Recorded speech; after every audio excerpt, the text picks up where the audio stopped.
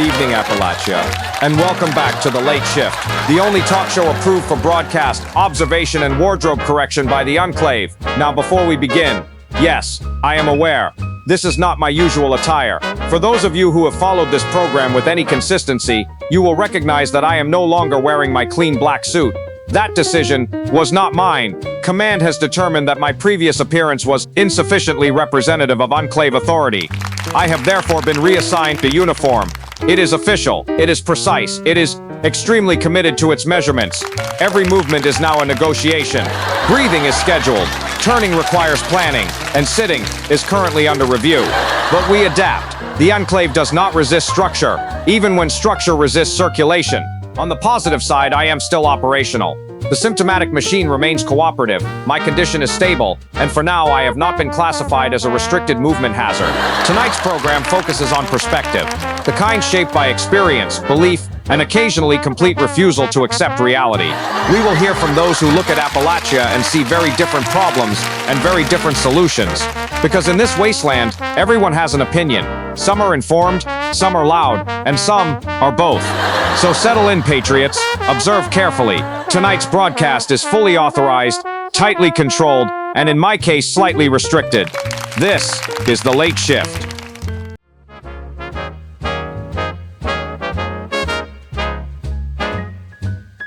Our first guest tonight represents a perspective that has survived just as long as Appalachia itself.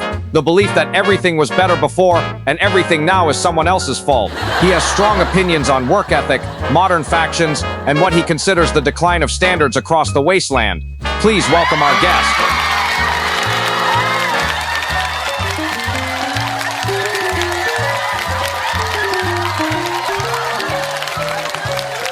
I'll tell you right now, this whole place has gone soft. Used to be, you worked for what you had. You built things with your hands, you fixed your own problems, and you didn't go crying to some responder, some Brotherhood tin can, or a gang of raiders to do it for you. Now, everybody's waiting for someone else to handle it. Standing around looking busy, talking about rebuilding society. Ain't nobody rebuilding nothing. They're just reorganizing the mess. And you're sitting here in that uniform like some fancy schmancy telly boy talking about structure and order. You ever fix a generator with your bare hands? You ever haul scrap across half the wasteland because nobody else would? Didn't think so. I appreciate your concern. For the record, I have fixed a generator. It required tools, planning, and a basic understanding of how electricity works. Tools, huh? Yeah, that's the problem. Too many tools, not enough work. Folks these days got all the gear in the world and still can't get nothing done. Back in my day, if something broke, you didn't analyze it, you hit it till it worked. And if it didn't? Then you hit it harder. That's called commitment. Of course it is. All these factions run around thinking they're saving the world. Brotherhood stomping around in armor. Responders handing out supplies. Raiders taking whatever ain't nailed down. Nobody's actually fixing the problem. They're just taking turns, pretending they are. And your solution? Work, real work. You stop talking, you stop organizing, you stop making plans that don't go nowhere, and you get your hands dirty. That's how you build something that lasts. Appalachia has certainly benefited from strong opinions. It benefit more if people listen to them. I suspect they already are. Whether they agree is another matter. That's because they ain't used to hearing the truth. Or perhaps they prefer their generators functioning. Appalachia are thanks to a man who reminds us that progress is not always quiet and rarely subtle. Next, we move from strong opinions to deeper convictions.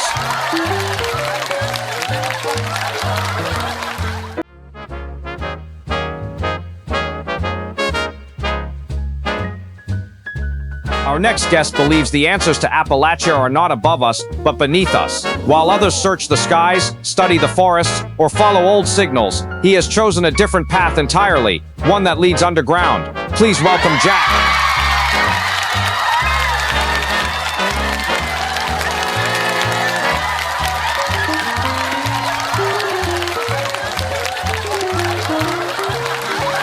They're all looking in the wrong direction. Always up, always out, never down. That's why they don't find him. You're referring to the Mothman. Of course I am. He's not gone. He's not hiding. He's waiting. Beneath us. Always beneath us. I've been digging for weeks, maybe months, Time doesn't matter when you're close to something important. The ground changes when you're near him. It gets quieter, like it's listening back. And you're certain this is the correct approach? Certain? No. But I've never been closer. People think the Mothman watches from the shadows. They think he's in the trees, in the sky, in the distance. That's the mistake. That's where you expect to see something. He doesn't stay where you expect him. He moves where you don't look, and nobody looks down long enough. So your solution is to dig? Not just dig. Listen. Feel. Wait. The ground speaks if you give it time. You feel vibrations, shifts, patterns. I've hit rock, metal, something that sounded like hollow space. That's not natural. That's structure. That's something built or something buried. You believe the Mothman is underground, inside a structure? I believe we buried things we didn't understand. And now they're waiting for someone to remember where. And when you find him, what then? Then I stop digging. A clear objective. People laugh. They say I'm wasting time. But they're all walking on the same ground I am. The difference is, I'm paying attention to it. Appalachia, if you feel the earth shifting beneath you tonight, there's a possibility it's geological. Or Jack is getting closer. Next, we move from the ground to something much further away.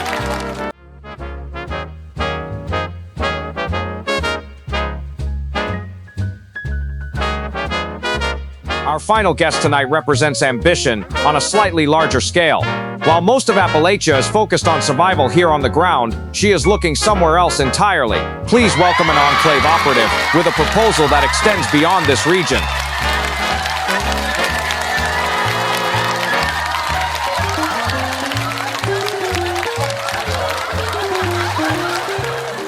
Thank you, Monroe.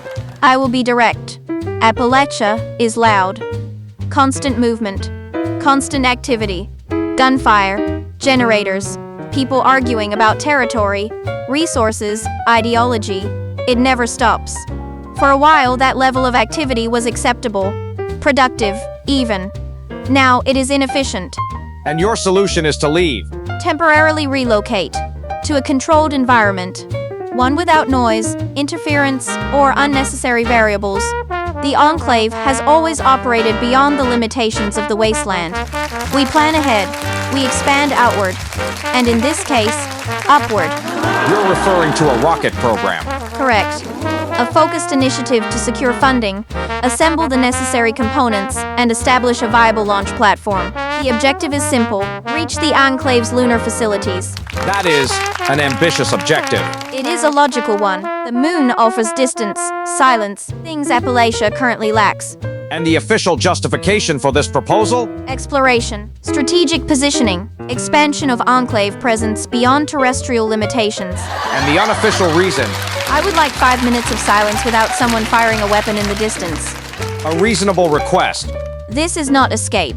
It is advancement. Appalachia will remain operational. But if we have the capability to extend our reach, we should use it. Appalachia, if you notice missing rocket parts, this may be why. Our thanks to a woman who proves that when the ground becomes too unstable, the next step is to leave it behind.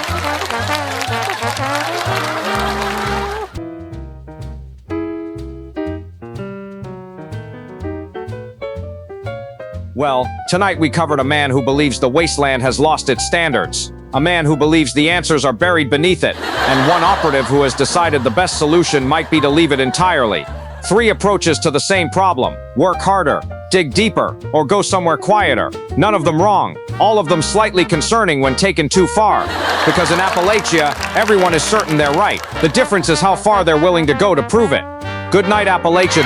Stay safe, stay classified. God bless the Enclave, God bless America. This is The Late Shift.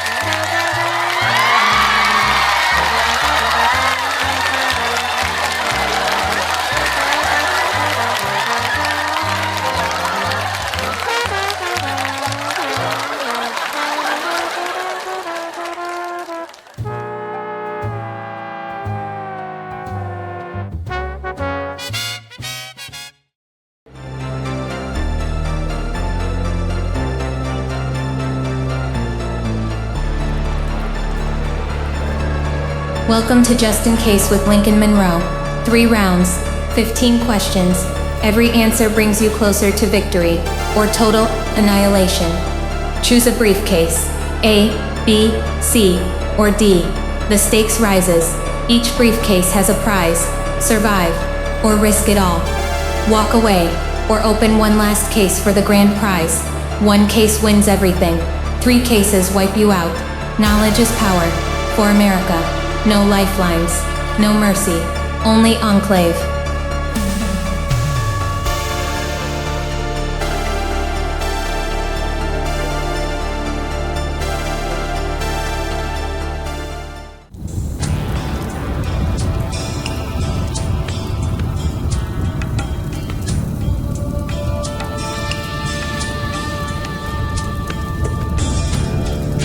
Welcome to the Brotherhood of Steel. You are stepping into a military order built on discipline, structure, and control over advanced technology.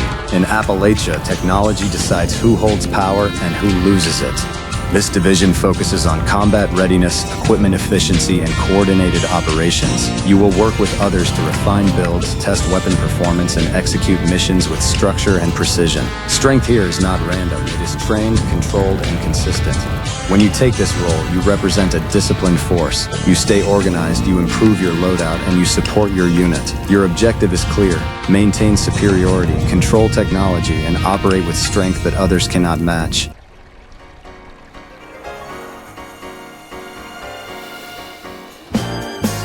In the land of promise and power, where the stars above shine so bright, stand cold spirits unbroken, building dreams into the night. Clouds are shine.